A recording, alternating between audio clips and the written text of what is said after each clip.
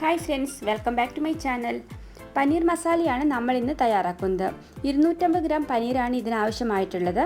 ബാക്കിയുള്ള ഇൻഗ്രീഡിയൻസിൻ്റെ അളവുകൾ അത് ചേർക്കുന്ന സമയത്ത് പറയുന്നുണ്ട്, അതുകൊണ്ടാണ് ഞാനിപ്പോൾ പറയാത്തത്. അപ്പോൾ നമുക്ക് വീഡിയോ കാണാം അല്ലേ. ചൂടായിട്ടുള്ള പാനിലേക്ക് 3 ടേബിൾ സ്പൂൺ ഓയിൽ ഒഴിച്ചു കൊടുക്കാം. ഓയിലിന് പകരം വേണമെങ്കിൽ ബട്ടർ ചേർത്ത് കൊടുക്കാം.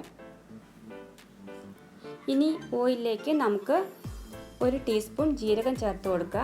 ഈ ജീരകം നന്നായിട്ട് ബ്രൗൺ കളർ ആവുന്നവരെ നമുക്കൊന്ന് വെയിറ്റ് ചെയ്യാം. അതിനുശേഷം അതിലേക്ക് നമുക്ക് ഡ്രൈ മസാലകൾ ചേർത്ത് കൊടുക്കാം. എന്നിട്ടിത് ലോ ഫ്ലെയിമിൽ വെച്ചിട്ട് 1 മിനിറ്റ് സമയം നന്നായിട്ടൊന്ന് വഴറ്റിയെടുക്കുക. ഡ്രൈ മസാലയൊക്കെ മൂത്തിട്ട് നല്ലൊരു സ്മെൽ വരുന്നവരെ നമുക്കിത് വഴറ്റി കൊടുക്കാം. ഇപ്പോൾ മസാലയൊക്കെ നന്നായി മൂത്ത് വന്നിട്ടുണ്ട്. അപ്പോൾ ഞാനിതിലേക്ക് ഓണിയൻ പേസ്റ്റ് ചേർത്ത് കൊടുക്കുകയാണ്. ഇത് 2 വലിയ ഓണിയൻ നന്നായിട്ട് പേസ്റ്റാക്കി എടുത്തിട്ടുള്ളതാണ്. അത് ലോ ഫ്ലെയിമിൽ വെച്ചിട്ട് നമുക്ക് നന്നായിട്ട് ഡ്രൈ ചെയ്തെടുക്കണം. ഇനി ഇതിലേക്ക് ആവശ്യമായിട്ടുള്ള ഉപ്പ് കൂടെ ചേർത്ത് കൊടുക്കാം. ഇതിനകത്ത് നിന്ന് ഓയിൽ റിലീസ് ആവുന്നവരെ നമുക്ക് നന്നായിട്ട് മിക്സ് ചെയ്ത് കൊടുത്തുകൊണ്ടിരിക്കുക.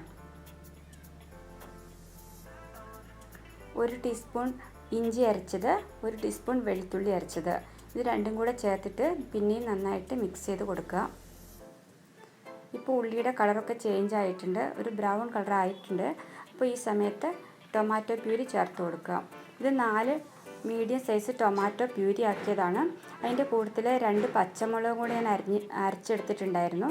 അപ്പോൾ അതുകൂടെ ചേർത്തിട്ടുള്ള പേസ്റ്റാണ്. അത് ചേർത്ത് കൊടുത്തിട്ട് നന്നായിട്ട് മിക്സ് ചെയ്ത് നന്നായിട്ട് വഴറ്റിയെടുക്കുക. ഇപ്പോൾ ടൊമാറ്റോയുടെ പച്ച ടേസ്റ്റൊക്കെ മാറിയിട്ട് എണ്ണ തെളിഞ്ഞ് വരാൻ തുടങ്ങിയിട്ടുണ്ട്.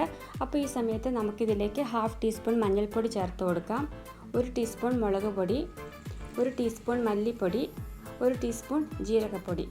അപ്പോൾ ഇത്രയും മസാലകൾ ചേർത്ത് കൊടുത്തിട്ട് നമുക്ക് നന്നായിട്ട് 1 മിനിറ്റ് സമയം ലോ ഫ്ലെയിമിലൊന്ന് മിക്സ് ചെയ്തെടുക്കണം. ഈ പൊടികളൊക്കെ നന്നായിട്ടൊന്ന് മൂത്ത് വരണം. ഗ്യാസ് ഫ്ലെയിം ഹൈയിലേക്ക് അഡ്ജസ്റ്റ് ചെയ്ത് വെച്ചതിന് ശേഷം ഒട്ടും പുളിയില്ലാത്ത നല്ല ഫ്രഷ് തൈര് 4 ടേബിൾ സ്പൂൺ ഞാനിപ്പോൾ ചേർത്ത് കൊടുത്തിട്ടുണ്ട്. എന്നിട്ടിത് കണ്ടിന്യൂസ് ആയിട്ട് ഇളക്കി കൊടുത്തുകൊണ്ടേയിരിക്കുക. അപ്പോൾ ഈ സ്റ്റെപ്പ് നിങ്ങൾ ശ്രദ്ധിക്കണം. തൈര് ചേർത്തതിന് ശേഷം നമ്മൾ തുടർച്ചയായിട്ടത് ഇളക്കി കൊടുത്തുകൊണ്ടിരിക്കണം, അല്ലെങ്കിൽ പെട്ടെന്ന് ചിലപ്പോൾ മസാല പിരിഞ്ഞു പോകാനുള്ള സാധ്യതയുണ്ട്. ഇങ്ങനെ തയ്യാറാക്കി എടുത്തിട്ടുള്ള മസാലയിലേക്ക് ഇട്ടിട്ടാണ് നമ്മൾ പനീർ ഫ്രൈ ചെയ്തെടുക്കുന്നത്. ഇവിടെ ഇപ്പോൾ 250 ഗ്രാം പനീറാണ് ഞാൻ ചേർത്ത് കൊടുത്തിട്ടുള്ളത്. എന്നിട്ട് നന്നായിട്ട് മിക്സ് ചെയ്ത് കൊടുക്കുക. ഒരു 5 മിനിറ്റ് സമയമെങ്കിലും എടുത്ത് ലോ ഫ്ലെയിമിൽ നന്നായിട്ട് മിക്സ് ചെയ്തെടുക്കണം. കാരണം നമ്മൾ ഈ പനീർ ഓൾറെഡി ഫ്രൈ ചെയ്ത് എടുത്തിട്ടുള്ളതല്ല. അപ്പോൾ ഈ മസാലയ്ക്കകത്ത് കിടന്നിട്ട് വേണം ഈ പനീർ നന്നായിട്ട് ഫ്രൈ ചെയ്ത് വരാനായിട്ട്. ഇപ്പോൾ നോക്കൂ, പനീറൊക്കെ നല്ല സോഫ്റ്റ് ആയിട്ടുണ്ട്.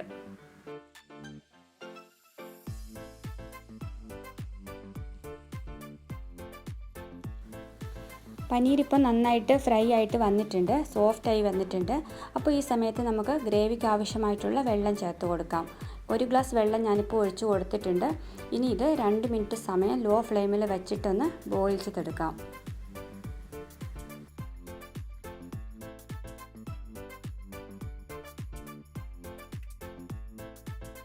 പനീർ തയ്യാറാകാൻ എടുക്കുന്ന സമയം കൊണ്ട് നമുക്ക് 1/2 ടീസ്പൂൺ കസൂരി മേത്തി ഒന്ന് നന്നായിട്ട് ഡ്രൈ ഫ്രൈ ചെയ്തെടുക്കാം. ഓയിൽ ചേർക്കാതെ ഡയറക്റ്റ് പാനിലേക്കിട്ട് ഞാനൊന്ന് ഫ്രൈ ചെയ്തെടുക്കുകയാണ്.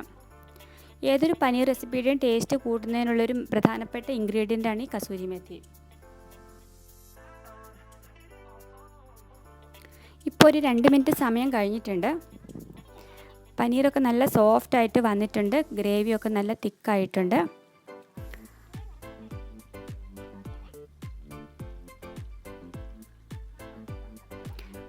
ഗ്യാസ് ഓഫ് ചെയ്യുക. അതിനുശേഷം നമ്മൾ ഫ്രൈ ചെയ്തിട്ടുള്ള കസൂരി മേത്തി നമ്മുടെ കയ്യിലിട്ടിട്ട് ഇങ്ങനെ ചെറുതായിട്ടൊന്ന് ക്രഷ് ചെയ്തെടുത്തിട്ട് നമുക്കിതിൻ്റെ കൂട്ടത്തിലേക്ക് ചേർത്ത് കൊടുക്കാം. 1 ടീസ്പൂൺ പഞ്ചസാര കൂടെ നമുക്ക് ഇതിൻ്റെ കൂടെ ചേർത്ത് കൊടുക്കാം. മസാലയൊക്കെ ബാലൻസ് ചെയ്യുന്നതിനായിട്ടാണ് നമ്മളിങ്ങനെ പഞ്ചസാര ചേർത്ത് കൊടുക്കുന്നത്.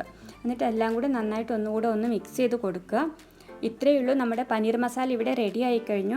അപ്പോൾ വളരെ ടേസ്റ്റി ആയിട്ടുള്ള ഈ പനീർ മസാല നിങ്ങളെല്ലാവരും വീട്ടിലൊന്ന് ട്രൈ ചെയ്ത് നോക്കണം. ഗസ്റ്റ് വരുമ്പോൾ അവർക്ക് ഉണ്ടാക്കി കൊടുക്കാൻ പറ്റുന്ന, ചപ്പാത്തിയുടെ കൂടെയൊക്കെ കഴിക്കാൻ പറ്റുന്ന നല്ല ബെസ്റ്റ് റെസിപ്പിയാണിത്. അപ്പോൾ അടുത്ത ദിവസം വേറൊരു റെസിപ്പിയുമായിട്ട് നമുക്ക് വീണ്ടും കാണാം. അതുവരേക്കും ബൈ ബൈ.